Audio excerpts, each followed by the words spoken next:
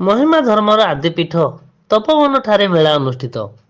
ଢେଙ୍କାନାଳ ଜିଲ୍ଲା ମହିମା ଧର୍ମର ଆଦିପୀଠ ମହିମା ତପୋବନ ମେଳା ଆଜି ଆରମ୍ଭ ହୋଇଛି। ପ୍ରତିବର୍ଷ କାର୍ତ୍ତିକ ଶୁକ୍ଳ ଦଶମୀ ତିଥିରେ ଗୁରୁ ଶିଷ୍ୟଙ୍କର ମିଳନ ହୋଇଥାଏ।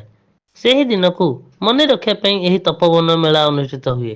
ଏହି ମେଳାକୁ ବିଭିନ୍ନ ସାଧୁସନ୍ଥ ମାନଙ୍କର ସମାଗମ ହୁଏ। ଗୁରୁ ଶିଷ୍ୟଙ୍କର ମିଳନ ହୋଇଥାଏ।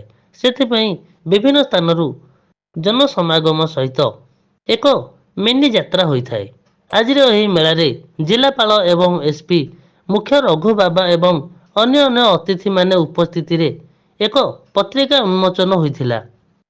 ବିଶ୍ୱବାସୀଙ୍କର ମଙ୍ଗଳ କାମନା ଉଦ୍ଦେଶ୍ୟରେ ଉପସ୍ଥିତ ସାଧୁସନ୍ଥ ମାନଙ୍କ ଦ୍ୱାରା ଘୃତ ପୋଡ଼ା ଯାଇଥାଏ ଏବଂ ବାବା ମାନଙ୍କର ଅଲେଖ ମହିମା ଜୟ ଧ୍ୱନିରେ ପ୍ରକମ୍ପିତ ହୋଇଥାଏ ଏହି ଅଞ୍ଚଳ। ଢେଙ୍କାନାଳରୁ ମହେଶ୍ୱର ସାହୁଙ୍କ ରିପୋର୍ଟ, ଦୁର୍ଗା ନ୍ୟୁଜ୍ 24 ଓଡ଼ିଆ।